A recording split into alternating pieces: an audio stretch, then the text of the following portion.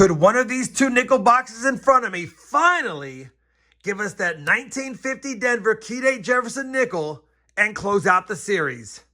Let's find out.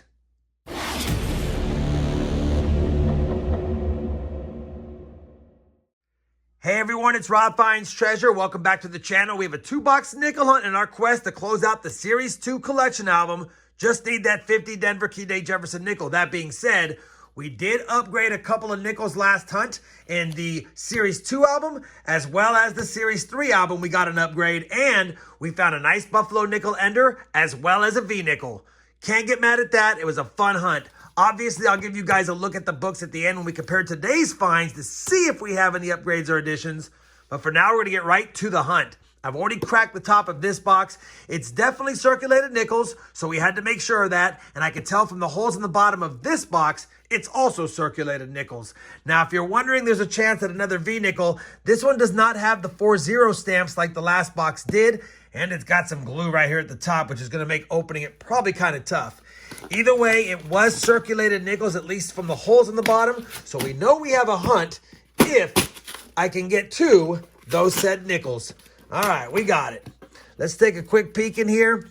You know what? It doesn't look that bad. We actually have quite a few older Jefferson nickel designs, but no Buffalo nickel enders, as well as no silver enders, and nothing else fancy schmancy on the top side. All right, let's start cracking into the rolls, and I'll bring you guys in if and when I have a first find.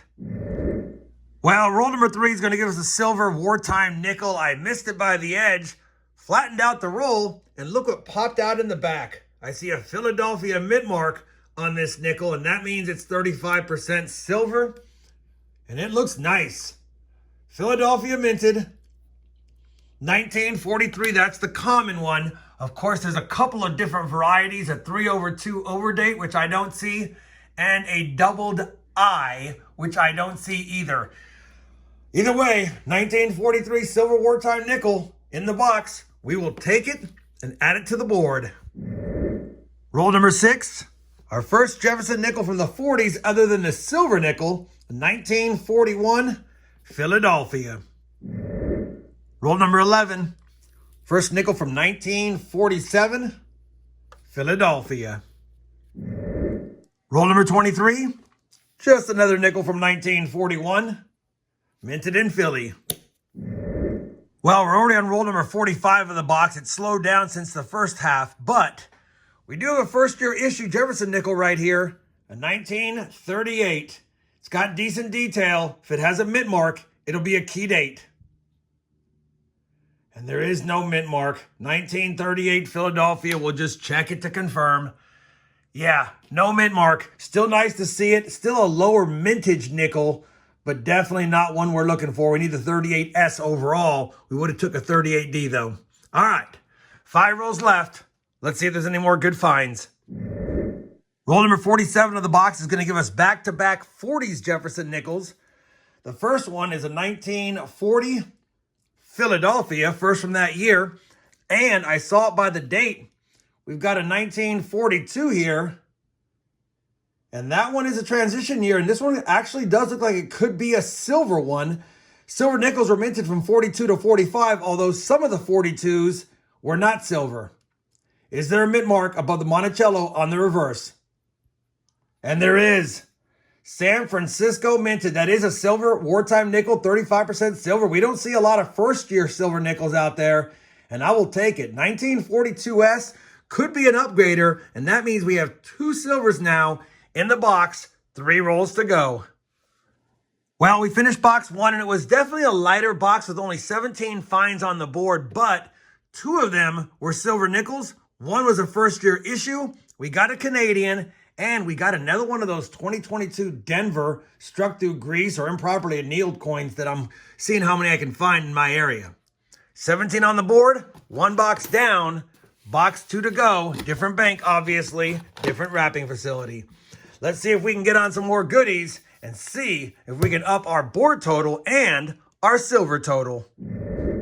Well, we're on roll number 1 of box number 2, and the very first roll just cracked it open, and I think we might up our silver total because that has a green edge right there, and that's looking a lot like it could be a silver wartime nickel. And it is 1943 San Francisco. 3 silver nickels through 51 rolls. Roll number 6 of box number 2. Our second Jefferson nickel from 1940. Also from Philly. Roll 57 of the hunt. Our first Jefferson from 1946. Also from Philadelphia. Same roll, and I was just thinking about this about 10 rolls ago. We haven't found a proof in a while, and even though it's in circulated condition, that is most definitely a 1997 San Francisco proof nickel with a lower mintage. Unfortunately, like I said, it's heavily circulated, but still a nice find for the board. Roll number 58 and box number 2 has been a busy box so far. We've got another Jefferson from 1946, another one from Philly. Roll number 61 will give us our first Jefferson nickel from 1948, and it's going to be a 1948 Denver. Same roll, at a slick 1940 Philly to the board. Roll number 63, another 40s find, 1941 Philadelphia. Roll number 73 will give us another proof nickel that I almost missed, but I noticed the strike looked nice. And when I tilted it in the light, I saw a San Francisco mint mark. So that's a 1980S proof nickel.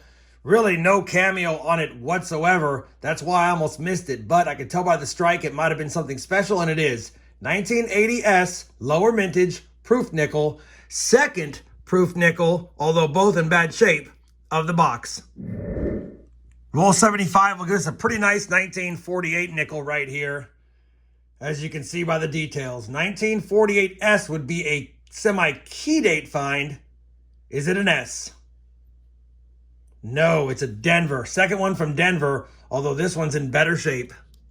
Roll number 80, I think, is going to give us our fourth silver nickel of the hunt. I just took the roll out, and as I peeled back the back edge, I noticed that coin right there. And it is 1945 Philadelphia. That's now 4 silver nickels through 80 rolls. Roll number 90 is going to give me my favorite thing to find when hunting nickels. Sliding down the roll, I see the back of a buffalo nickel. Fourth coin in. Let's take a peek. And I see a San Francisco mint mark. I hope there's a date. It doesn't look like it's going to have one, though. Man, I don't think we're going to get a date on that one. I don't think we're going to get a date on this without having to nick-a-date it. But let me work on it for a few seconds, check it under the loop, and see if I can get a date. But it definitely has a San Francisco mint mark. I'll be back in a second with either it being nick-a-dated or if I can make out the date on it. Well, unfortunately, I had to use my trusty nick-a-date. I could not make out a date, but with the nick-a-date, we can. It's going to be a 1918 San Francisco, a slightly better date with a lower mintage.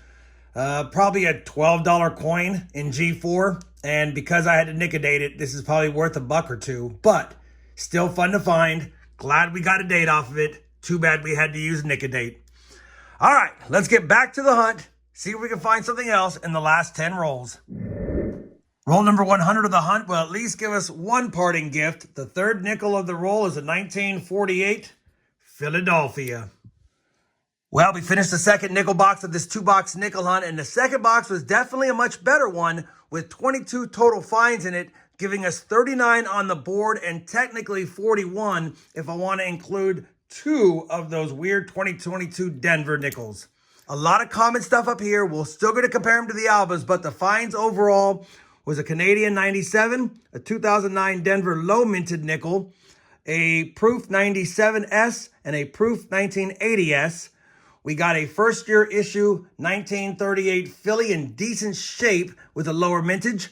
And then we got a nice 1948 Denver and a nice 1953 Denver as well. We'll check all of those against the albums.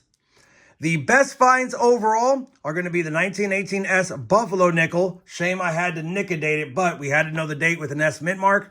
And we got 4 silver nickels with a silver jar, a 42S, a 43P, a 43S, and a 45P. And I don't know if this 43P will upgrade one of the books, but it's really nice overall.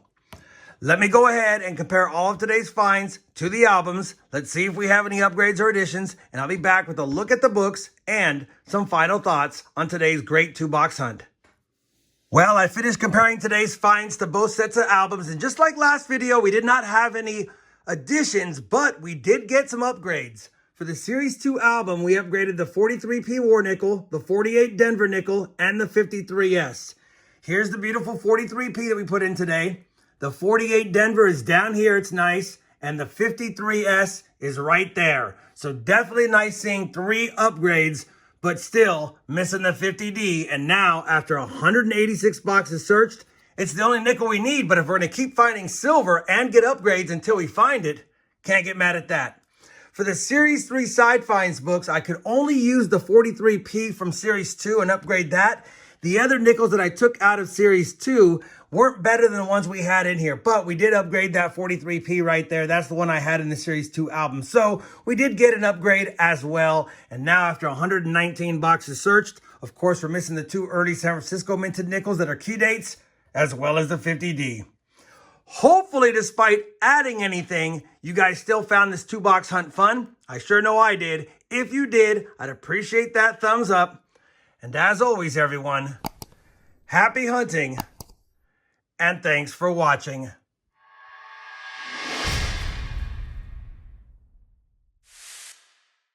It never hurts adding silver at face value to the silver jar.